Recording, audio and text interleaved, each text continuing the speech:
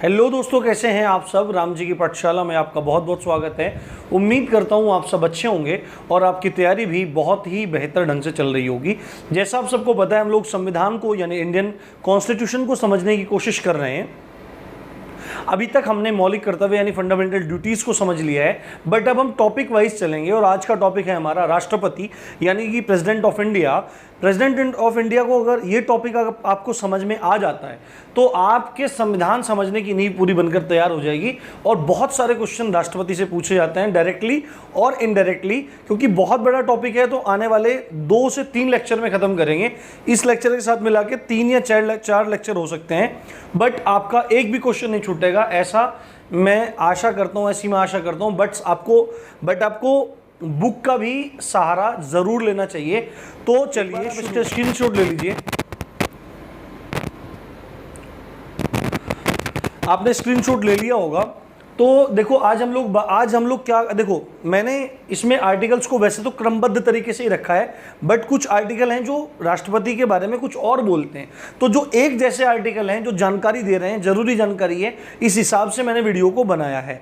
तो इसमें आज सबसे पहले देखेंगे आर्टिकल 52 जो राष्ट्रपति के बारे में बताता है, 53 जो कार्यपालिका शक्ति के बारे में बताता है राष्ट्रपति की, 56 में पदावधि कितने समय तक पद धारण कर सकता है, चौथा है जो 57 मतलब बार बार निर्वाचित हो सकता है क्या, बार बार एक ही व्यक्ति राष्ट्रपति बन सकता है। उसके बाद 58 में क्या चीज़ है, राष्ट्रपति बनने के लिए योग्यताएं।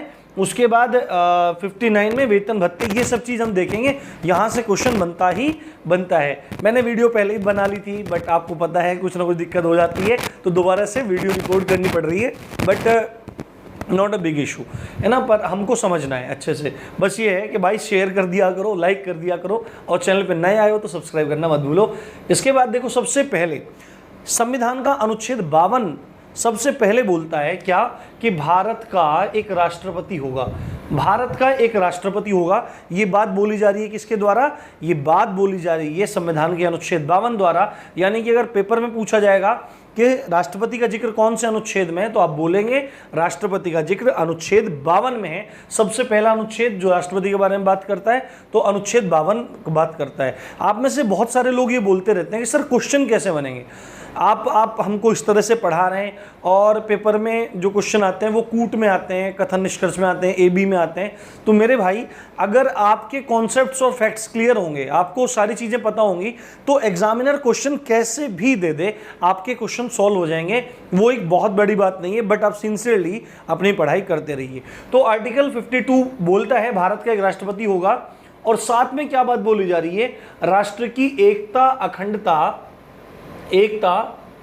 अखंडता और सुदृढ़ता का प्रतीक होता है। जो राष्ट्रपति होता है वो राष्ट्र की एकता का, अखंडता का और सुदृढ़ता का प्रतीक होता है। देखो आप चीज़ क्या होती है, जब भी कोई राष्ट्र होता है तो उसका कोई प्रमुख होता है।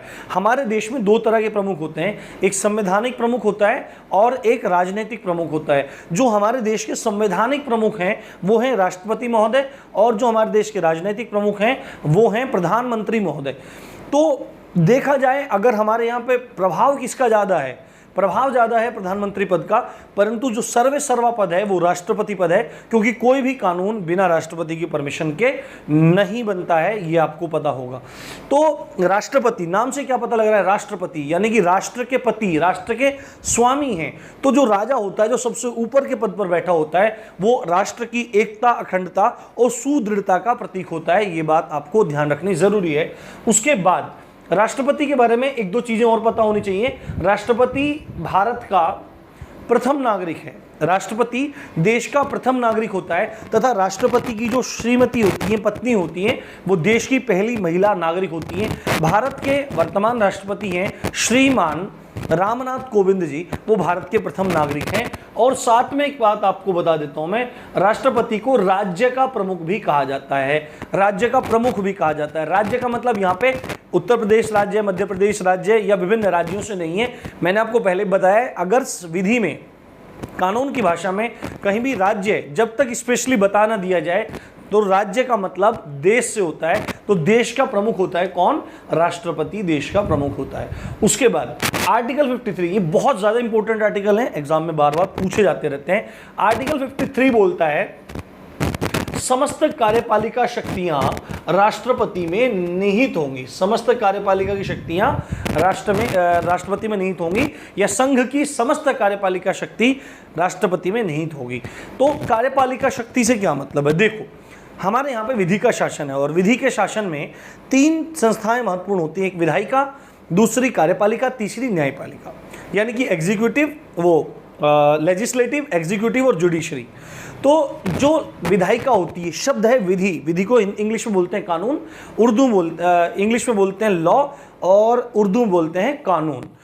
तो ऐसी संस्था जो कानून बनाने का काम करती है उसको विधायिका बोला जाता है। केंद्र में यह विधायिका संसद है और राज्यों में विधायिका विधानमंडल है। उसके बाद यदि हम बात करते हैं कार्यपालिका की, तो विधायिका ने जो कानून बनाए हैं उनको क्रियान्वयन में लाना, उनको लागू करने का काम करती है कार्यपालिका।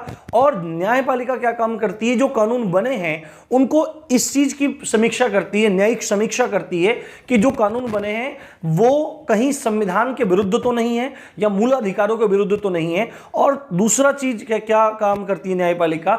जो उन कानूनों को मानने से इंकार करता है तो उसके दंड का प्रावधान करती है न्यायपालिका। तो कार्यपालिका में एक्चुअली में कौन कौन होते हैं? कार्यपालिका में मुख्यतः 2 तरह के लोग होते हैं। एक स्थायी कार्यपालिका होती है, एक अस्थायी कार्यपालिका होती है। अस्थायी कार्यपालिका में प्रधानमंत्री होते हैं और उनकी मंत्री परिषद होती है, कैबिनेट होती है। तो अब इनको अस्थायी क्यों माना जा रहा है? क्योंकि 5 वर्ष के लिए लोग आ रहे हैं। तो प्रधानमंत्री का एवं उनके मंत्रियों का जो नियुक्ति की जाएगी, जो उनको अपॉइंटमेंट दिया जाएगा, उसको राष्ट्रपति करते हैं। प्रधानमंत्री कौन नियुक्त करते हैं? राष्ट्रपति नियुक्त करते हैं। प्रधानमंत्री की सलाह पर मंत्रियों कौन नियुक्त करते हैं? राष्ट्रपति करते हैं। तो अब कार्यपालिका शक्ति किसके हाथ में आ गई? कार्यपालिका शक्ति आ गई राष्ट्रपति महोदय के हाथ में।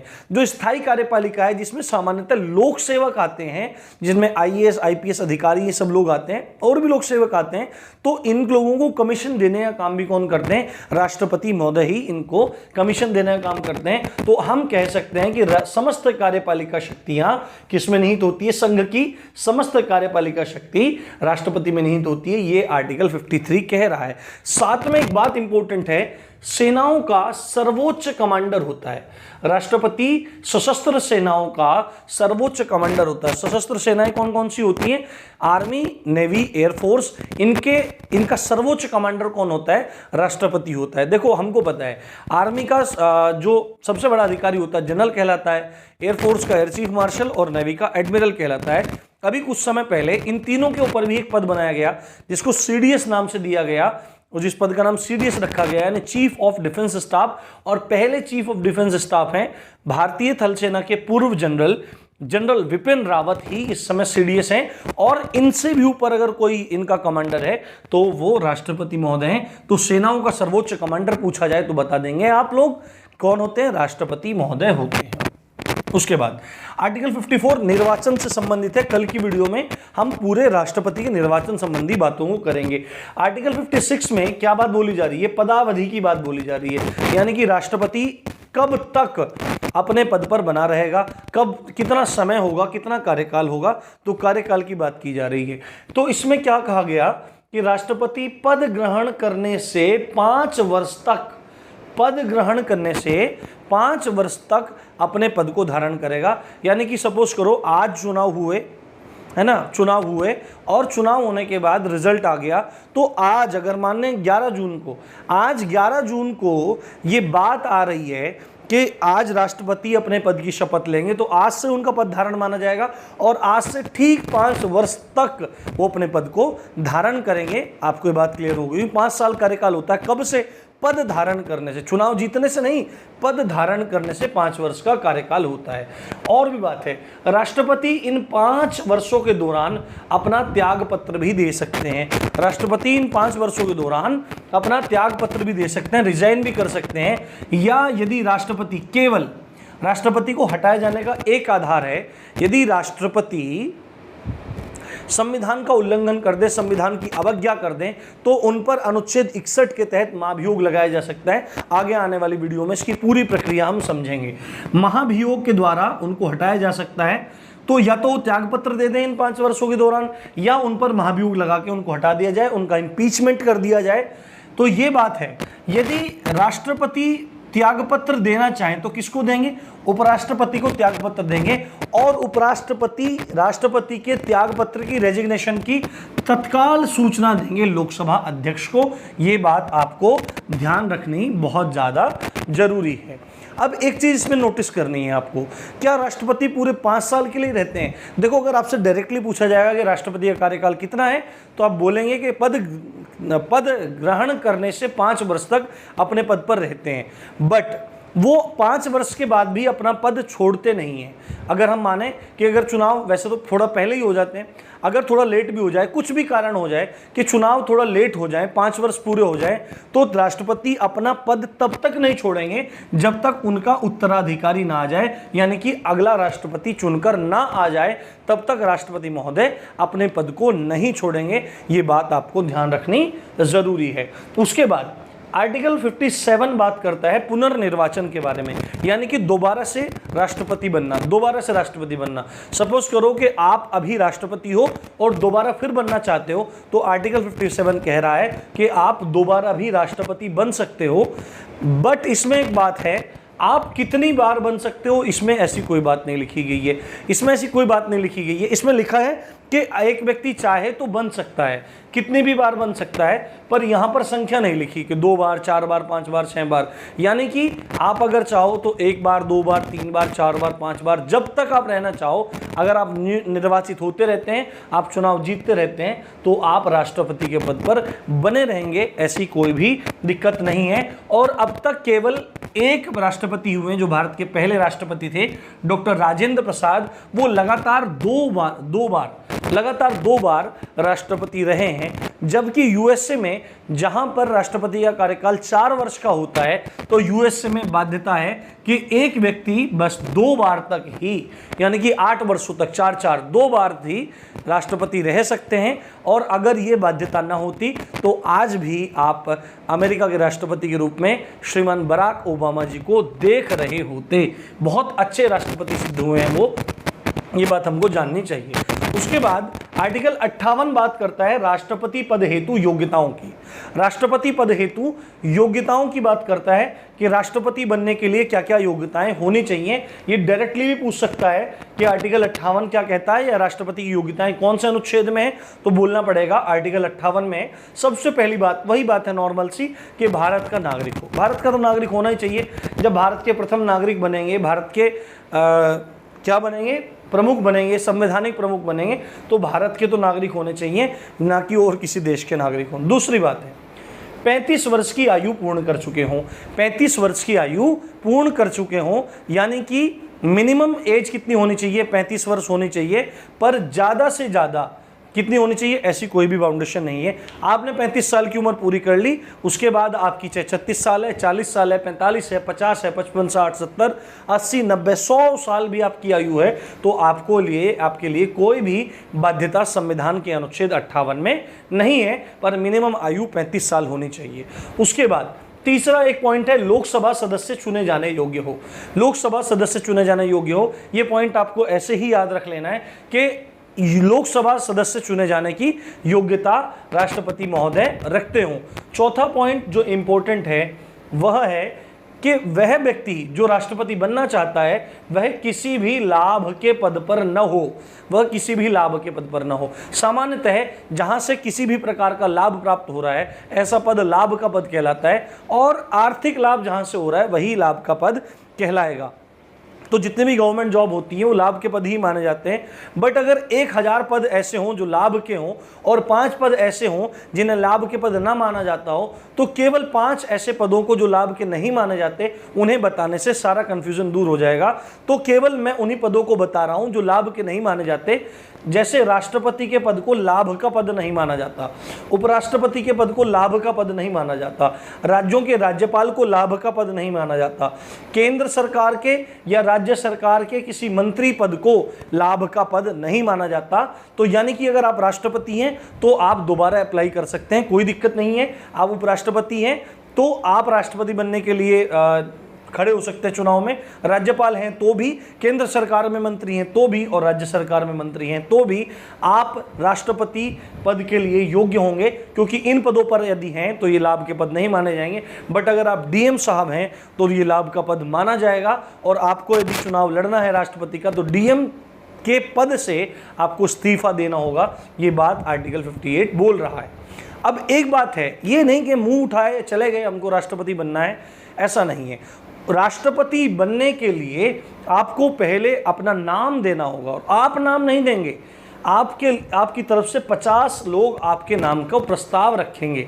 आपकी तरफ से 50 लोग नाम का प्रस्ताव रखेंगे। जैसे मैं मानूं कि सोनू की बात हो रही है, सोनू अगर चुनाव लड़ना चाहता है तो 50 आदमी उसको लेके जाने पड़ेंगे, और वो बोलेंगे कि हम सोनू को भारत का राष्ट्रपति बनने योग्य मानते हैं और हम इनके नाम का प्रस्ताव रखते हैं। इतनी बात हुई, अभी खत्म नहीं हुई।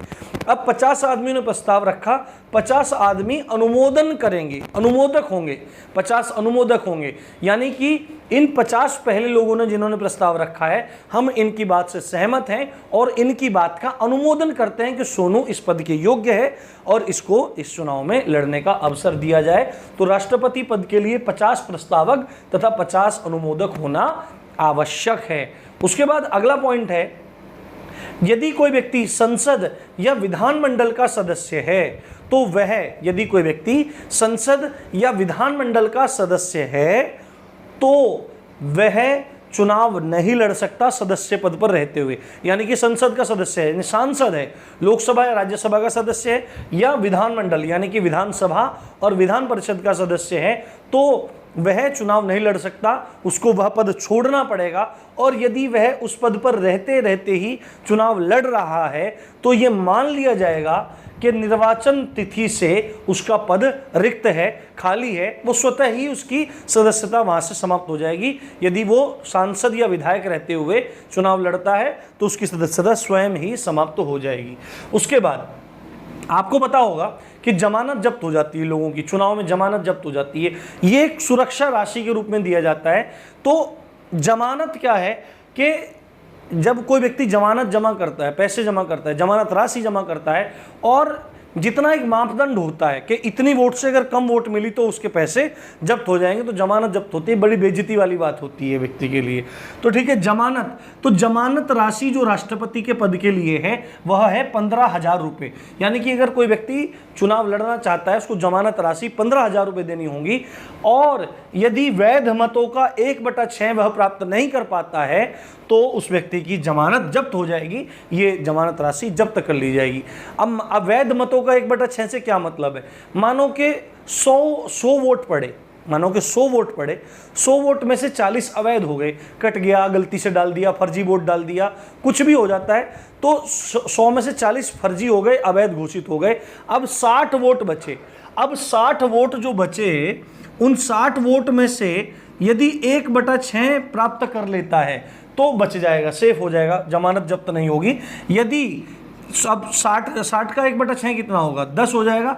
यानी कि अगर 10 वोट प्राप्त कर लेता है, कुल वैध मतों का 1/6 प्राप्त कर लेता है तो जान बच जाएगी। पर यदि 1/6 प्राप्त नहीं कर पाता, 9 रह जाती है, तो उस व्यक्ति की जमानत जब्त हो जाएगी राष्ट्रपति के पद के लिए। तो आपको याद रखना है, कुल वैध मतों का 1/6 प्राप्त करना जरूरी है जमानत को बचाने के लिए। और जमानत राशि कितनी है? 15,000 रुपये राष्ट्रपति के पद के लिए। उसके बाद अगले सेक्शन की, अगले आर्टिकल की बात कर लेते हैं।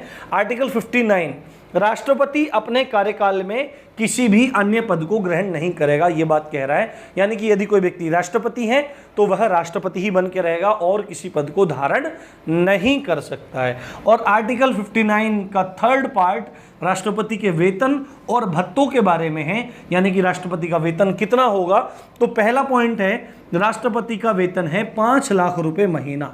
5 लाख रुपए महीना राष्ट्रपति का वेतन है, जो भत्ता एवं पेंशन अधिनियम 2008 है उसमें संशोधन करने के बाद प्राप्त हुआ है। डायरेक्टली पूछे तो बोल देना कि भत्ता एवं पेंशन अधिनियम में संशोधन करके राष्ट्रपति की तनख्वाह 5 लाख रुपए कर दी गई है। अब ये तनख्वाह मिलती कहाँ से? ये तनख्वाह मिलती कहाँ से है? भारत के पास 3 निधियां हैं, भारत की संचित निधि, भारत का लोक लेखा और भारत की आकस्मिक निधि यानी emergency fund. Public accounts of India यानी कि भारत का लोक लेखा, और कंसोलिडेटेड फंड ऑफ इंडिया यानी कि भारत की संचित निधि। तो आपसे पूछा जाएगा कहां से मिलती है राष्ट्रपति को तनख्वाह, तो आप बोलेंगे CFI से मिलती है, भारत की संचित निधि से मिलती है। खास बात क्या है कि राष्ट्रपति की तनख्वाह पर आयकर नहीं लगाया जाता, आयकर नहीं लगता, इनकम टैक्स नहीं लगता। साथ में और भी फैसिलिटीज मिलती हैं, बिना किराए के शासकीय आवासों का उपभोग किया जा सकता है, शासकीय आवास का उपभोग कर सकते हैं राष्ट्रपति। राष्ट्रपति भवन राष्ट्रपति महोदय का एक आवास है, सरकारी आवास है, तो उसके लिए राष्ट्रपति को कोई भी किराया नहीं देना पड़ता और वो उसी में रहते हैं, आनंद से जीवन बिताते हैं। जिस प्रकार अमेरिका के राष्ट्रपति का जो घर है उसको व्हाइट हाउस के नाम से जाना जाता है, उसी प्रकार भारत के राष्ट्रपति का जो आवास है उसको राष्ट्रपति भवन के नाम से जाना जाता है। तो आज के लिए ये लेक्चर आप इतना यही रखते हैं, फिर आगे निर्वाचन के बारे में पढ़ेंगे। तो इसी अच्छी बात के साथ आप देख रहे थे राम जी की पाठशाला, मैं हूँ राम भारद्वाज। जय हिंद, जय भारत।